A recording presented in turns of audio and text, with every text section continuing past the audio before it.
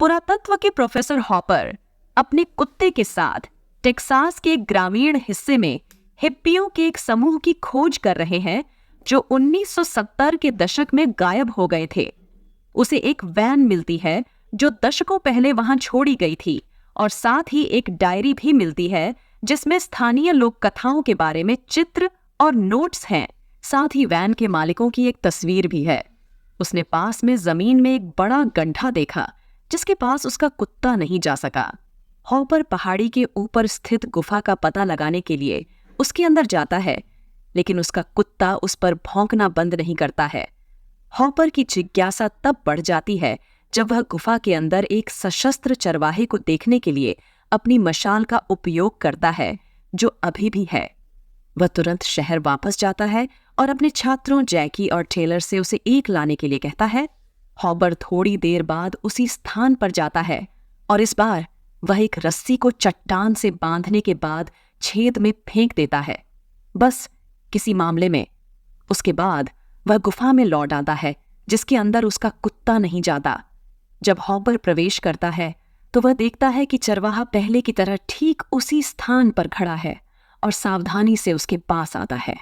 उसे हवा में अचानक चमक महसूस होती है और जब वह उसे छूता है तो नमी स्पष्ट होती है।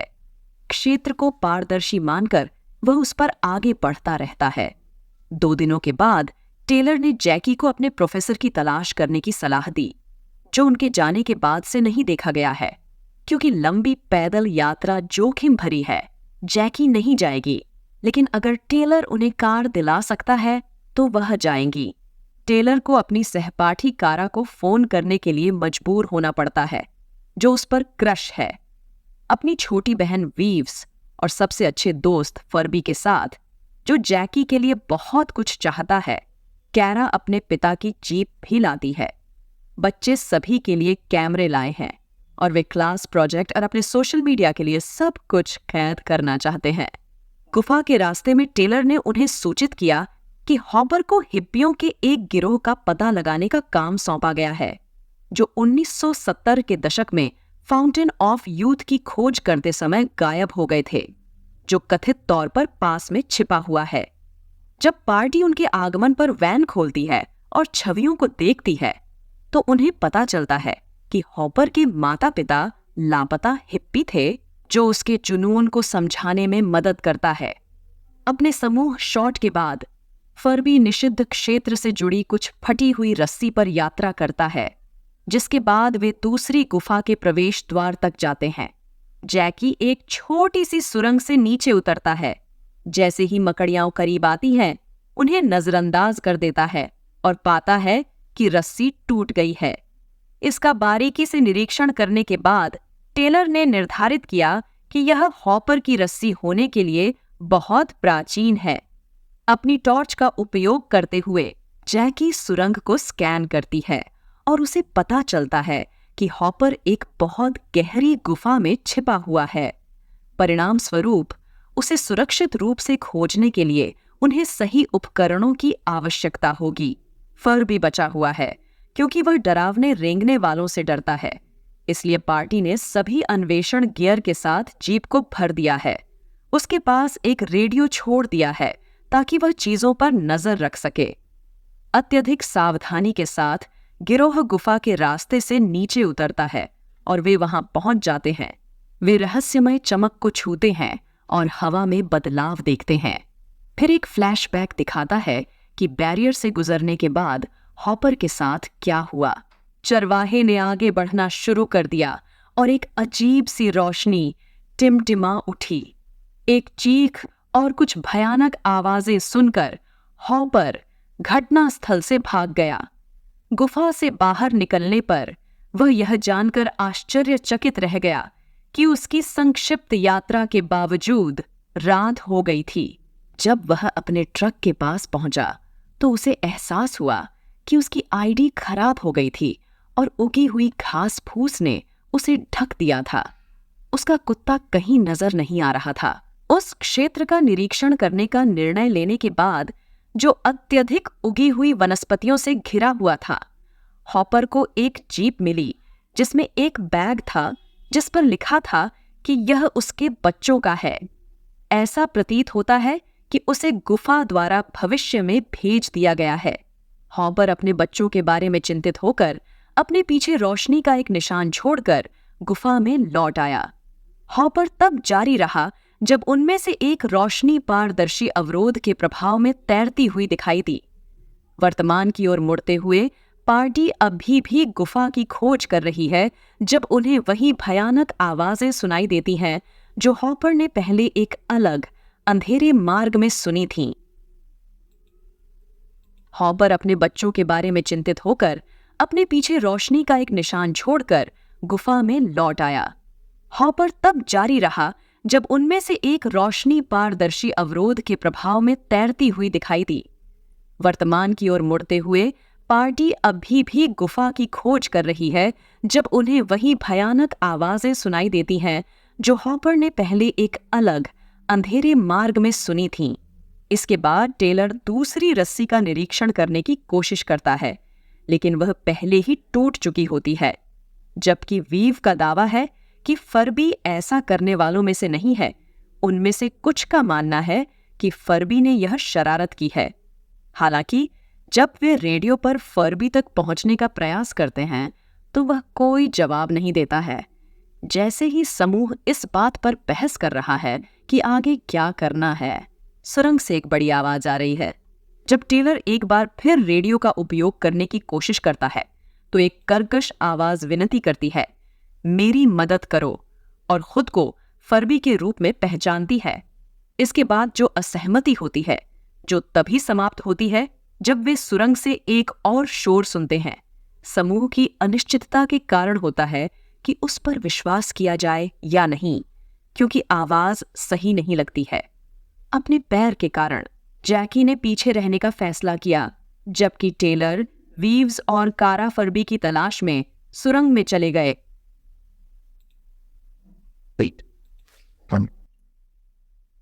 उसका अनुसरण करने के लिए वे जो फिल्मा रहे हैं उसका अनुसरण करने के लिए वह अपने फोन का उपयोग करने की कोशिश करती है, लेकिन सिग्नल अंततः मर जाता है। कुछ दूर जाने के बाद गिरोह को रोशनी टिमटिमाती हुई दिखाई देती है, जब तक कि वे एक ऐसी जगह पर नहीं पहुंच जाते जहां से वे आकाश देख सकें। जैसे ही कारा एक चट्टान पर चढ़ती है, उसे एक टूटी हुई रस्सी दिखाई देती है और उसके पीछे झांकने पर कुछ ऐसा दिखता है जिसे देखकर उसकी आंखों में आंसू आ जाते हैं। जैसे ही जैकी रेंगते हुए अंदर आती है और वे कैमरे का उपयोग करके देखते हैं कि क्या हो रहा है, वह टेलर से वीव्स को दूसरे कमरे में ले जाने का आग्रह करती है। वे भयभीत हो गए जब उन्हें वहां फर्बी का बेजान शरीर मिला। टेलर ने नोट किया कि फर्बी की गर्दन टूट गई है और अतिरिक्त रस्सी वहां है। दूसरे शब्दों में, जमीन पर। जैसे ही फर्बी ने नीचे उतरने का प्रयास किया, किसी ने उसकी रस्सी काट दी। इसके अतिरिक्त उन्हें पता चला कि फर्बी का कैमरा अभी भी काम कर रहा है, इसलिए उन्होंने यह पता लगाने के लिए कि क्या हुआ था, पूरी फुटेज देखने का फैसला किया। फर्बी ने वीडियो में अफसोस जताया कि वह समूह के साथ संचार खो रहा था, क्योंकि कोई भी उसके चिल्लाने या रेडियो का जवाब नहीं दे रहा था, और उन्हें आश्चर्य हुआ। दिन बीतने लगे जब बच्चा बाहर उनका इंतजार कर रहा था। चूंकि वह ऊब गया था और उसके फोन की बैटरी खत्म हो गई थी, इसलिए उसने वैन से जर्नल पढ़ा। किंवदंती के अनुसार रानी ने एक रहस्यमय झरने का पता लगाने के लिए कॉन्क्विस्टडोर्स के एक समूह को भेजा, जिसमें व्यक्तियों को ठीक करने या यहाँ तक कि पुनर्जीवित करने की क्षमता थी। जब हॉपर की बहन को कैंसर का पता चला तो उसके माता पिता इसका पता लगाने के लिए निकल पड़े। फर्बी का खाना और पानी खत्म होने तक कई दिन बाहर गुजरे।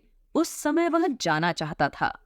हालांकि उसे विश्वास था कि उसके दोस्त चले गए हैं, फिर भी उसे जीप की चाबियां प्राप्त करने के लिए उन्हें ढूंढने की जरूरत थी। फर्बी ने छेद से नीचे उतरना शुरू कर दिया, और जैसे ही वह अदृश्य बाधा से गुजरा, उसने देखा कि आकाश अविश्वसनीय रूप से तेजी से बदल रहा था। गैंग ने पहले जो गड़गड़ाहट सुनी थी, उसका कारण यह था कि फर्बी की रस्सी अचानक टूट गई, जिससे वह गिरकर मर गया। परेशान और हैरान होकर समूह ने वीडियो रोक दिया और जो कुछ उन्होंने देखा उसके बारे में बात करता है। वे यहाँ केवल 1 घंटे के लिए आए हैं, फिर भी ऐसा लगता है जैसे दिन बीत गए हैं।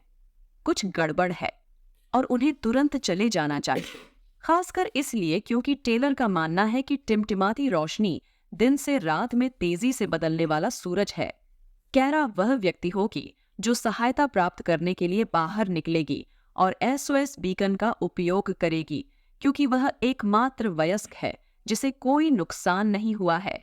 जैसे ही कैरा ऊपर चढ़ती है, उसे हवा में बदलाव का एहसास होता है और जब वह अंततः बाहर निकलती है तो वह आसपास के वातावरण को देखकर आश्चर्यचकित हो जाती है। पूरा क्षेत्र एक डरावनी बंजर भूमि में बदल गया है। स्थिति को और बढ़ाने के लिए कारा अजीब हवा और गायब रस्सी के कारण अनियंत्रित रूप से खांस रही है। जैसे ही दूर से एक विशाल रेतीला तूफान आता है, कारा बीकन का उपयोग करने की कोशिश करती है, लेकिन कोई संकेत नहीं मिलता है। आसमान में एक अजीब त्रिभुज वस्तु को मंडराते हुए देखने के बाद कैरा उसी क्षण फिर से नीचे उतरने का निर्णय लेती है। वह समूह को बताती है कि जब वह लौटी तो उसने क्या देखा, लेकिन उन्हें उस पर विश्वास नहीं हुआ क्योंकि उनकी नजर में वह केवल थोड़ी देर के लिए गई थी। कैरा उन्हें अपना कैमरा देती है ताकि वे वह सब देख सकें जो उसने देखा था, और वह जोर देकर कहती है कि वह लंबे समय के लिए चली गई थी। टेलर ने उसे अपना एक वीडियो दिखाकर जवाब दिया, जिसमें दिखाया गया कि उनका आदान प्रदान केवल कुछ सेकंड तक चला। कई दिनों के बाद गिरोह अंततः इस तथ्य से सहमत हो जाता है कि वे हफ्तों से अंदर फंसे हुए हैं और स्वीकार करते हैं कि समय गुफा के बाहर अधिक तेजी से आगे बढ़ता है। रस्सियां नहीं टूटी हैं, बल्कि वे समय और घर्षण के कारण घिस गए हैं। टेलर का सिद्धांत कि टिमटिमाती रोशनी दिन में तेजी से गुजरने वाले सूर्य का प्रतिनिधित्व करती है सही है। यह का स्रोत है युवा, क्योंकि वे हमेशा बच्चों के रूप में मौजूद रहेंगे। चूंकि पार्टी जाने के लिए बेताब है, टेलर उसकी रस्सी निकालने के लिए फर्बी के शरीर की जांच करता है। हालांकि उन्हें आश्चर्य हुआ कि वह रेडियो के शीर्ष पर नहीं उतरा था, जो अभी भी टूटा हुआ है। जब वे फर्बी का वीडियो दोबारा देखते हैं तो उन्हें एहसास होता है कि वह गिरने के बाद बेहोश हो गया था और अभी मरा नहीं था। जब उन्होंने फोन किया तो उन्होंने ही रेडियो उठाया। उसकी गर्दन की क्षति से उसकी आवाज प्रभावित हुई। फर्बी की हत्या एक रहस्यमय व्यक्ति द्वारा की गई थी, जो अचानक ऑफ कैमरा साकार हो गया था। कैरा फिर से बाहर निकलने का प्रयास करती है, क्योंकि समूह अब छोड़ने के लिए और अधिक उत्सुक है। जैसे ही समूह प्रतीक्षा करता है, वीव्स देखती है कि जब वह फर्बी की फिल्म को दोबारा देखती है तो आकाश का रंग बदल रहा है, क्योंकि वे यहाँ वर्षों से रह रहे हैं। कैरा ने लंबे भविष्य में एक बर्बाद पृथ्वी की झलक देखी। यह दर्शाता है कि प्रत्येक झिलमिलाहट एक दिन नहीं, बल्कि एक संपूर्ण सीजन है। अचानक किसी प्रकार की एक भविष्य की सीढ़ी छेद में से गिर जाती है। क्लारा उस पर चढ़ने की कोशिश करती है, लेकिन जब वह किसी को कवच पहने हुए देखती है तो उसे उतरने के लिए मजबूर होना पड़ता है।